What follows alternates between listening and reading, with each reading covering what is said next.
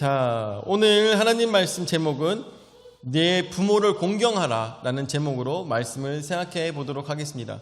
오늘 출애굽기 첫 번째 출애굽기 20장 12절 말씀처럼 생각해 봤으면 좋겠는데 저희 집에서는 준하를 키우면서 이런 이야기를 했어요. 네가 집에서 해야 될 모든 일들을 하고 나면 네가 어떤 방식으로 놀던지 간에 너한테 타치하지 않겠다라고 얘기했어요. 그래서 네가 핸드폰 게임만 하지 말고 뭐 컴퓨터 게임을 하던 게임기로 게임을 하던 너 할 것만 다 하면 내가 더 이상 그거에 대해서 이야기하지 않겠다 얘기했어요. 그래서 준하가 집에서 여러 가지 정말 숙제들을 많이 하죠. 그런데 어이고 숙제가 너무 많아요. 제가 봐도 준하가 해야 될 숙제 너무 많은 거야. 그런데 최선을 다해서 그것들을 끝내고 그래도 잠시나마 게임을 하는 거 보면은 정말 대단하구나 라는 생각이 들었어요. 자녀들을 키울 때 네가 이것만 하면 내가 이거 해줄게 라는 때가 많이 있습니다. 네가 이것만 하면 내가 이거 해줄 때. 그럴 때가 왜 그럴까요? 이것이 중요하기 때문인 것이죠. 네 인생에서 너무나도 중요한 것을 내가 가르쳐주고 싶어서 네가 이것만 하면 내가 이거를 해줄게라고 하는 것이죠. 뿐만 아니라 네가 할 수 있지만 별로 하고 싶지는 않을 거야. 그렇지만 내가 너 이것만 하면 이거 해줄게라고 아이들에게 거래를 하는 거죠. 거래를 합니다. 자, 근데 하나님께서도 우리에게 이런 거래를 요청하셨어요. 그것이 바로 오늘 말씀이 나오고 있는 출애굽기 20장 12절 말씀입니다. 볼까요? 네 부모를 공경하라. 그리하면 네 하나님 여호와가 네게 준 땅에서 네 생명이 길리라. 아멘. 자, 이 이야기는 누가 했습니까? 한 종교 지도자가? 아닙니다. 예수님께서? 아니죠. 누가 하신 것입니까? 구약시대에 출애굽기를 애굽을 하는 백성들에게 누가? 하나님께서 저들에게 하신 약속의 말씀입니다. 근데 이 약속의 말씀은 니네가 이렇게 하기만 하면 이렇게 해줄게입니다. 부모가 자녀에게 이야기합니다. 너 이렇게 하면 이렇게 해줄게라고 얘기했을 때 아무리 어려운 부탁이다 하더라도 이 아이가 그걸 해내면 어떻게 합니까? 해내면 아이의 교육상을 위해서라도 아무리 어려운 문제다 하더라도 이 아이에게 반드시 해줍니다. 그쵸? 교육상을 위해서라도. 내 부모를 공경하라 라고 하나님께서 말씀하셨습니다. 그리하면 내 하나님 여호와가 내게 준 땅에서 내 생명이 길리라. 조건부를 다루셔서 하나님께서는 우리에게 약속을 하신 것입니다. 내 생명이 길지 않다 하더라도 아이의 교육상을 위해서라도 우리를 사랑하시는 마음으로도 내 생명이 길도록 하나님께서는 하신다라는 것입니다. 이것이 바로 여러분들 너무나도 잘 알고 계신 약속 있는 첫 계명이라는 것을 우리는 기억해야 될 것입니다. 자, 다음 말씀 보도록 하죠. 두 번째, 이 부모를 공경하라는 말씀이 성경에서 여러 군데 나오고 있는데 두 번째로는 신명기 5장 16절 말씀이 나오고 있습니다. 우리 한번 같이 한 목소리로 합독해 보도록 하겠습니다. 5장 16절 말씀 시작.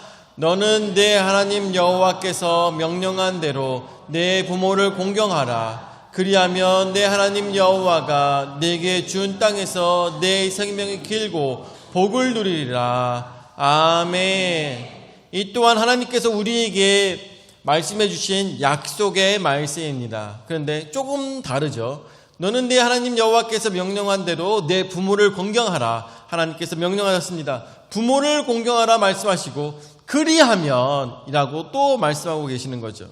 여러분들 10계명에서 부모를 공경하라는 말씀은 어디 나오는지 아십니까? 몇 번째인 줄 아십니까? 5번째죠. 5번째. 1번부터 4번까지는 하나님에 대한 법이지만 5번부터 10번까지는 사람에 대한 법입니다.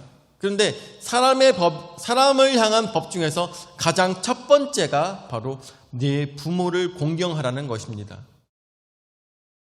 1번, 사람에 대해서 말씀하고 싶었던 그 1번, 그것은 왜 거기에 들어있겠냐? 바로 사람들에게, 우리 인간들에게 가장 먼저 말씀하고 싶으셨기 때문입니다. 이 말씀을 계속 묵혀놨기 때문인 것입니다. 하나님께서는 너희가 이 말을 들을 때가 언젠가 있을 텐데 그 때를 위해서 가장 먼저 이 말을 해야 되겠다고 계속 하나님께서는 생각하셨던 말씀을 드디어 하시는 것이나 마찬가지겠죠. 그러면서 첫 번째로 하신 말씀이 바로 네 부모를 공경하라는 것입니다. 하나님의 부탁이 아니라 명령이라는 것입니다. 또한 그리하면이라고 이야기하고 있습니다.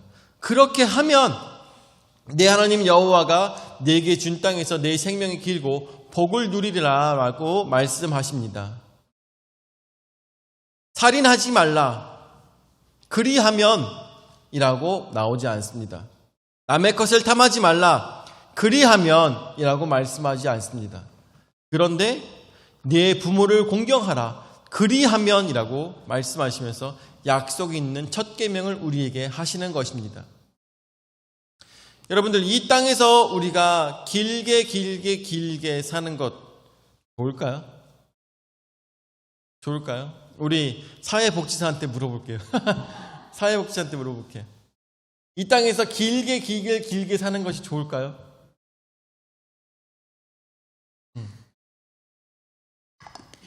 지금 복지관에서 가장 나이가 많으신 분은 몇 살이세요? 93, 4?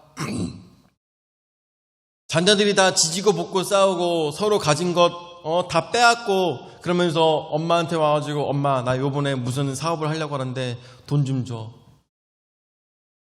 돈 좀 줘. 아니 형은 줬는데 왜 나는 안 줘? 이런 일들 계속 보면서 94세까지 살았다면 얼마나 인생이 억울하고 답답하고 속상하겠습니까?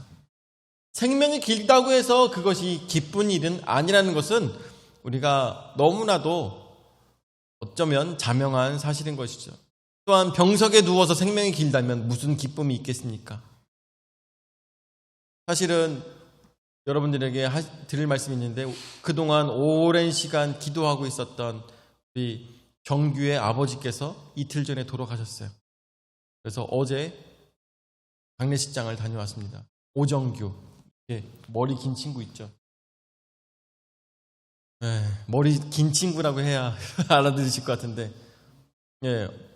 이틀 전에 돌아가셨어요. 사실은 그 어머니께서 먼저 돌아가실 줄 알았거든요.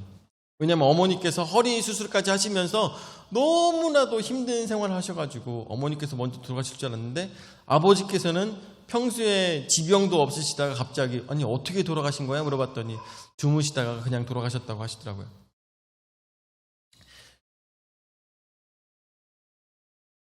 어머니께서 먼저 돌아가실 줄 알았는데 그야말로 생명이 기시구나. 그 얘기는 뭐겠어요? 빨리 복음 전하라는 거겠죠. 어떻게 보면. 근데 병석에 누워서 생명이 길다고 해서 누가 그것을 복되다고 좋겠다고 얘기합니까?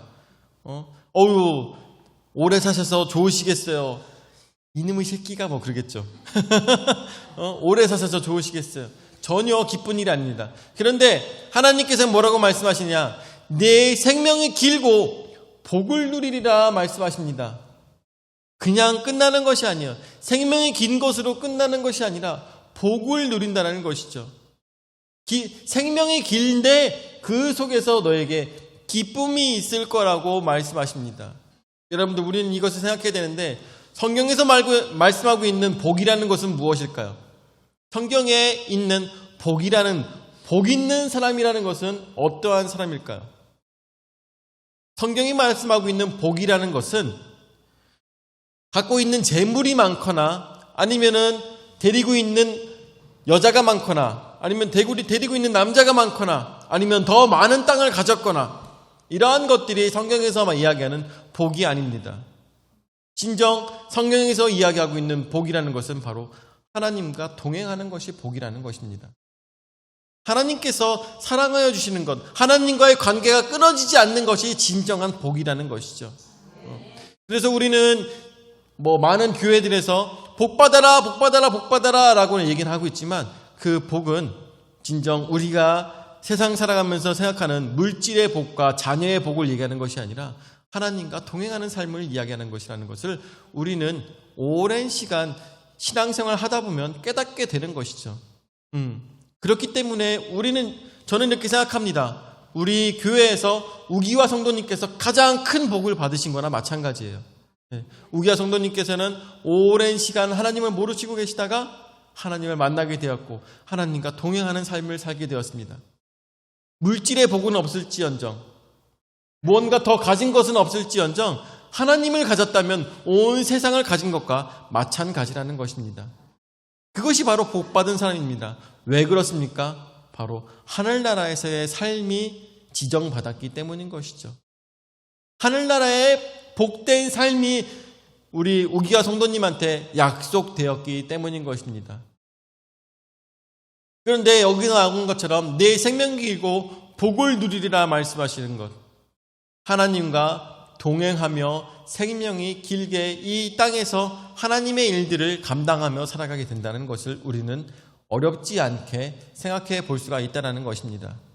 그것이 진정한 복이고 그것이 진정 하나님께서 우리를 사랑하시며 우리로 하여금 더 많은 일들을 하시고 싶어하는 하나님의 욕심을 우리는 볼 수가 있다는 것입니다.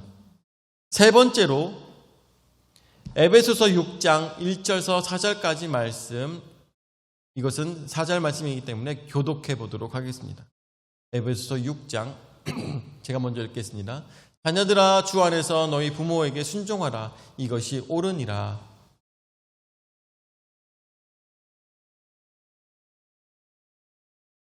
이로써 네가 잘되고 땅에서 장수하리라.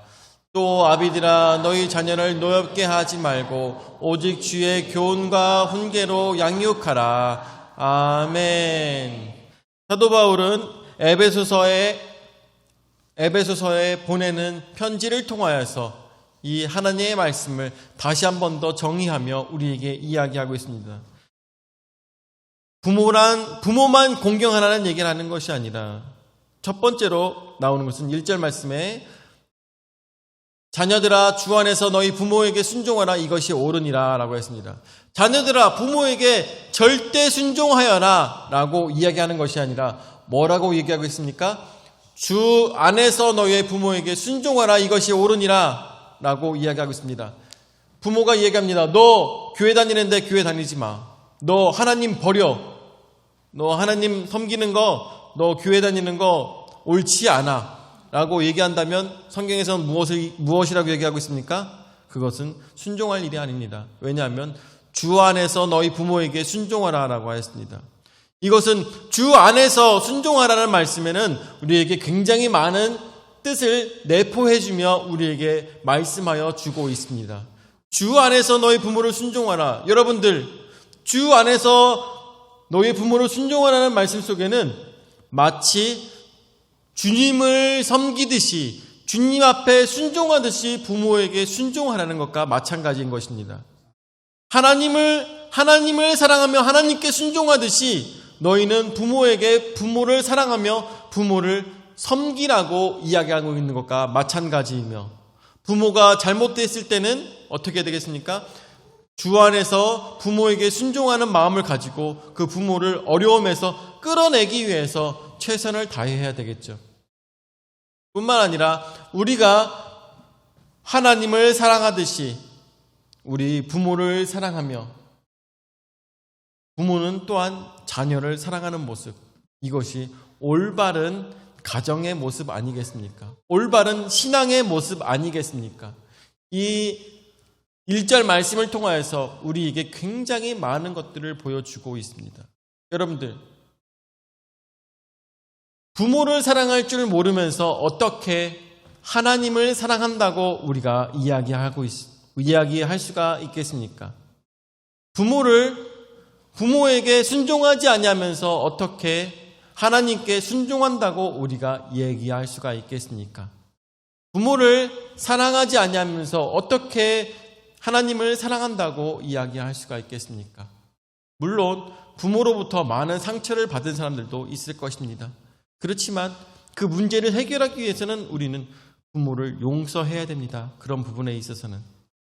그리고 주 안에서 너희의 부모에게 순종하듯이 부모를 용서하고 사랑으로 덮어주고 사랑으로 감싸주면 그 부모님도 믿음이 없었지만 믿음 안에서 변화가 될 거라고 저는 믿습니다. 왜 그렇습니까? 그것이 바로 하나님의 방식이기 때문입니다. 하나님께서 우리에게 그렇게 말씀하여 주셨고 하나님께서는 그렇게 우리로 하여금 살기를 원하시는 것입니다. 그래서 오늘 이 말씀이 우리 마음속에서 깊이 작용했으면 좋겠습니다.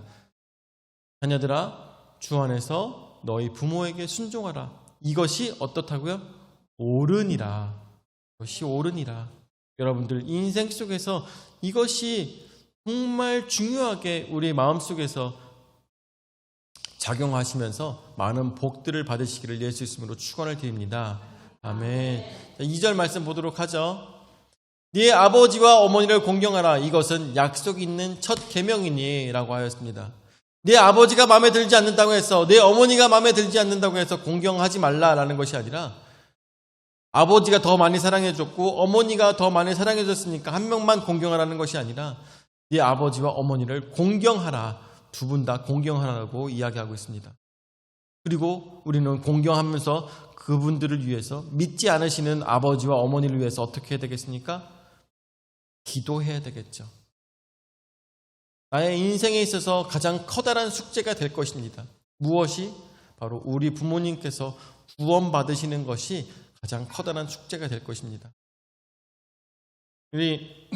저는 잘 몰랐었는데 우리 교회 그 컨벤션에서 공부방 들어가는 그 문, 그리고 지금 제가 목양실로 쓰고 있는 그곳에 있었던 문을 제거해 주셨던 문 공사를 해주셨던 양집사님이라고 저쪽에 중부명성교회 지금 다니시고 계시는 양집사님이라고 계신데 우리 최명찬 목사님과 그리고 우리 조경태 집사님의 친구 되시는 분이세요. 양집사님. 오랜만에 봤더니 그분 또 이렇게 머리 이렇게 길게 기르셨더라고요. 하여튼 그 집사님한테 저는 집사님이 어떠한 삶을 살아가 계셨는지 몰랐어요. 근데 그 얘기를 하시더라고요. 어려서부터 아빠한테 너무 많이 맞았대요. 너무 많이 맞았다는 거야. 그냥 맞은 게 아니라 막 주먹으로 맞고 그랬나 보더라고요. 너무 많이 맞았어요. 너무 많이 맞아가지고 이제 힘이 좀 생겼을 때 격투기를 배웠어요. 근데 격투기를 배운 이유가 무엇일까요? 방어가 아니라 아버지 죽이려고. 아버지를 죽이려고 격투기를 배운 거예요. 열심으로 배웠겠죠. 그동안 쌓였던 울분이 있었기 때문에 최선을 다해서 그것을 배웠을 것입니다. 그리고 언젠가 나는 아버지를 죽일 것이다 라고 마음에 결심하고 있었습니다. 그러는 와중에 예수님을 만난 것입니다. 그러는 와중에 예수님을 만났어요. 그리고 난 다음에 내가 해야 될 것이 아버지를 죽이는 것이 아니라 내가 해야 될 것은 아버지를 용서해야 된다는 것을 알게 된 것이죠. 자신의 인생에 있어서 정말 커다란 변화가 무엇부터 시작됐습니까? 바로 예수님으로부터 시작된 것이죠. 그리고 말씀하는 것이 내가 세상에서 가장 미워했던 사람도 아버지였는데 이제는 가장 사랑하는 사람도 아버지입니다 라고 얘기를 하고 있어요.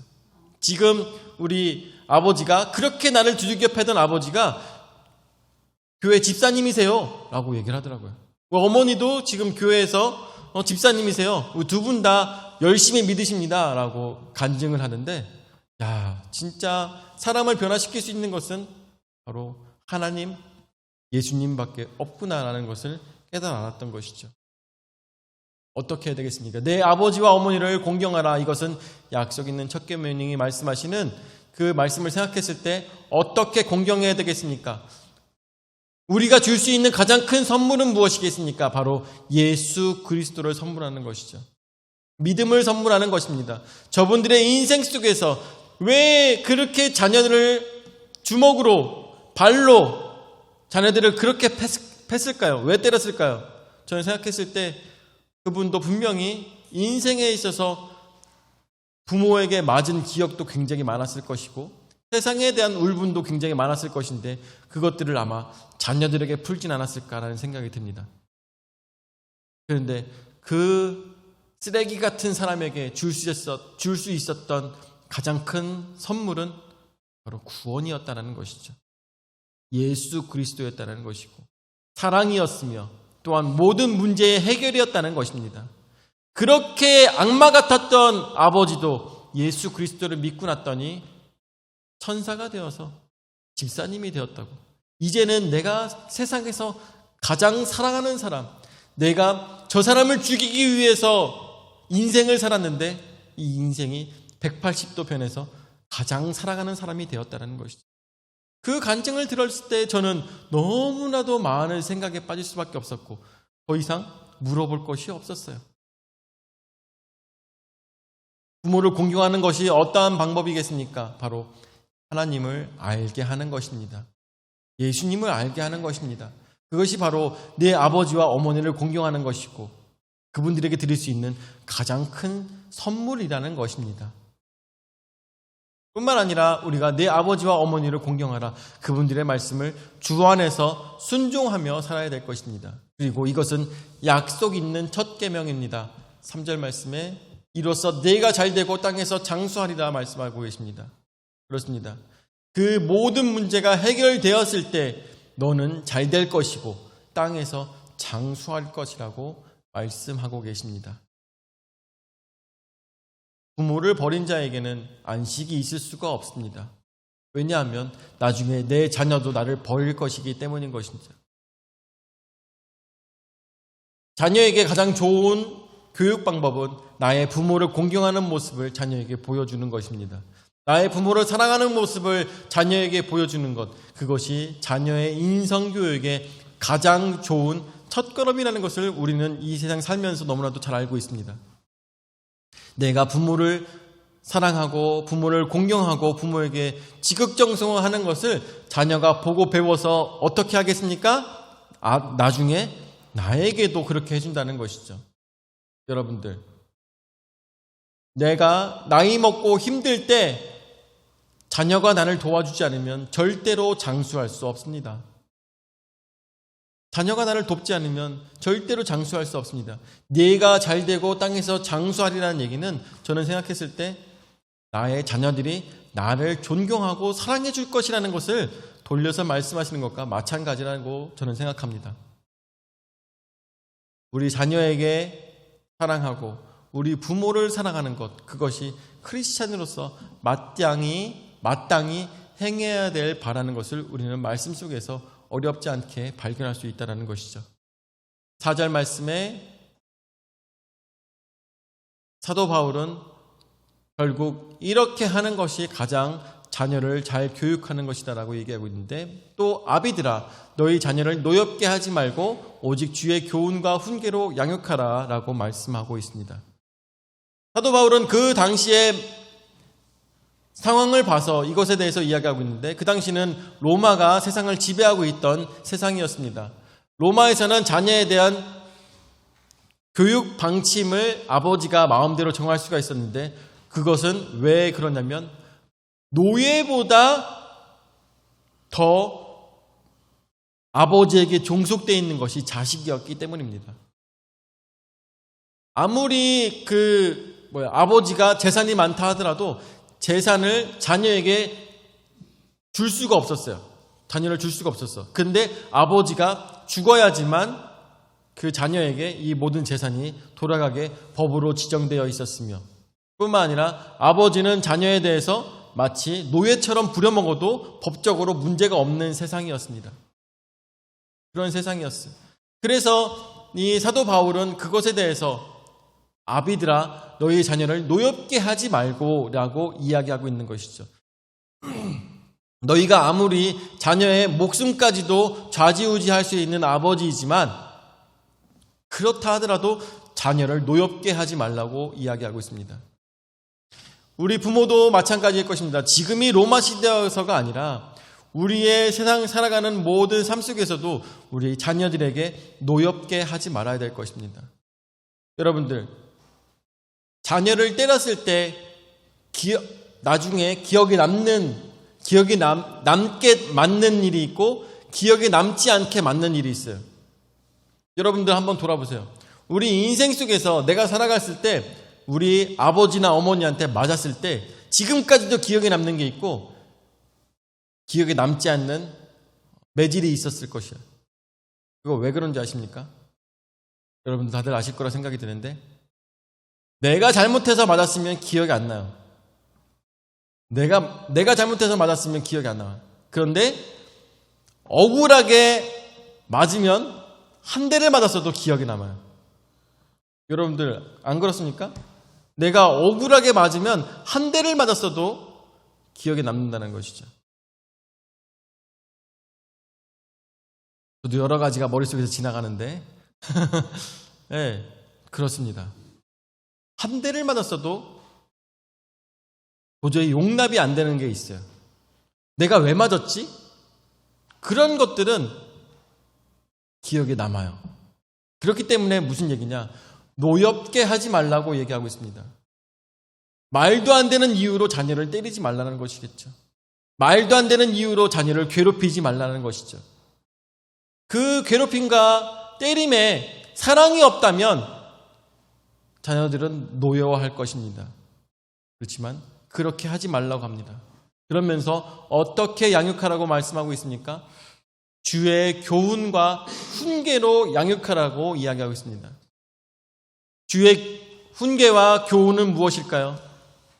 예수님의 가르침은 단 한 가지로 여러분들 단 한 가지로 그것을 함축할 수 있습니다. 예수님의 가르침 천국 아닙니다. 이 세상에서 복 받는 것 아닙니다. 예수님이 가르쳐 주신 주의 훈계는 한 가지로 바로 사랑이라고 이야기할 수가 있는 것이죠. 사랑입니다. 사랑으로 자녀에게 교훈하고 사랑으로 훈계해야 될 것입니다. 사랑한다면 매질을 멈춰야 될 것입니다. 사랑한다면 자녀들에게 올바른 일을 가르쳐야 될 것입니다. 뿐만 아니라 여러분들 사랑한다면 자녀들에게 그렇게 가르치고 나도 자녀에게 올바른 모습을 보이기 위해서 올바르게 행동하기 위해서 노력하는 것입니다. 그것이 올바른 교훈과 훈계인 것이죠. 자녀에게 잘못된 모습을 보이면서 너는 이렇게 살지 마라. 집에서 담배 피고 있는 모습을 보여주면서 자녀에게는 너는 나중에 나이 들어서 담배 피지 마라. 통할까요? 전혀 그렇지 않다는 것입니다. 사랑으로 대한다면 올바른 모습을 보이고 또한 올바르게 가르치는 것, 그것의 안에는 사랑이 가득하게 있어야 된다는 것입니다. 오늘 말씀을 마무리 짓도록 하겠습니다. 네 부모를 공경하라 라고 하나님께서는 우리에게 명령하셨습니다. 여러 가지 말씀을 드렸지만 우리 자녀에게 있어서 또한 부모에게 있어서 서로 사랑하는 공동체가 되어야 될 것입니다. 또한 사랑하고 또한 그 속에서 좋은 모습을 보이는 그런 가정이 되어야 될 것입니다. 우리 가정에 문제가 있고 우리 가정에 뭔가 풀리지 않는 문제가 있고 우리 가정에 서로 담이 너무 쌓여져 있다면 여기 하나님의 말씀 속에서 있었던 모든 교훈들 중에 뭔가 벗어났다는 것을 우리는 깨달아야 될 것입니다. 기도로서 또한 말씀을 묵상함으로써 내 자신을 어떻게 바꿔나가야 될까? 우리 집에 있는 문제는 무엇일까? 하나님 보시기에 속상한 일은 무엇일까? 우리는 기민하게 그것을 찾아내야 될 것입니다. 그리고 해야 될 것은 무엇일까요? 기도하며 먼저 나 자신을 변화시켜야 됩니다. 어떤 사람으로서? 사랑하는 사람으로서. 내 부모를 사랑하며 내 자녀를 사랑하는 사람으로서 나 자신을 변화시켜야 될 것입니다. 거기서부터 시작입니다. 거기서부터 우리의 가정은 변하게 될 것이고 거기서부터 우리 가정에 있는 담은 무너지게 될 것이며 그때부터 우리 자녀와 우리 부모와 대화는 시작될 것입니다. 사랑하십시오. 사랑으로 안아주십시오. 용서하여 주십시오. 그것이 바로 우리 크리스찬이 해야 될 일이라는 것을 생각하며 오늘도 주 안에서 부모를 공경하는 우리 풍성한 침략의 모든 성도들 되시기를 예수 이름으로 축원을 드립니다. 아멘. 사랑의 주님, 은혜와 사랑을 감사를 드립니다. 오늘도 귀한 은혜의 말씀으로 저희에게 가르쳐 주심을 너무나도 감사를 드립니다. 주님께서는 부모를 공경하는 자에게 장수하며 또한 복받는 은혜를 허락하여 주셨습니다. 그런데 그것은 생각해보니 당연한 것이었고 또한 너무나도 생각해보니 너무나도 당연하게 우리는 못하고 있었던 것을 주님 앞에 고백합니다. 주여, 우리에게 지혜를 허락하여 주시고 능력을 허락하여 주셔서 용서할 수 있도록 인도하여 주시옵고 사랑할 수 있도록 인도하여 주셔서 내 부모를 공경하며 내 자녀를 잘 가르칠 수 있는 지혜가 우리에게 임하도록 인도하여 주시옵소서.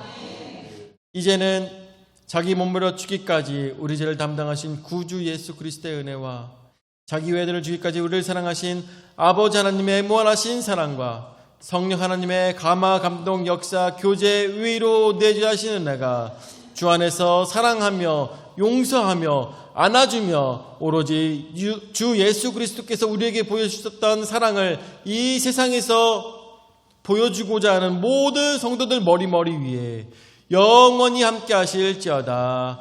아멘.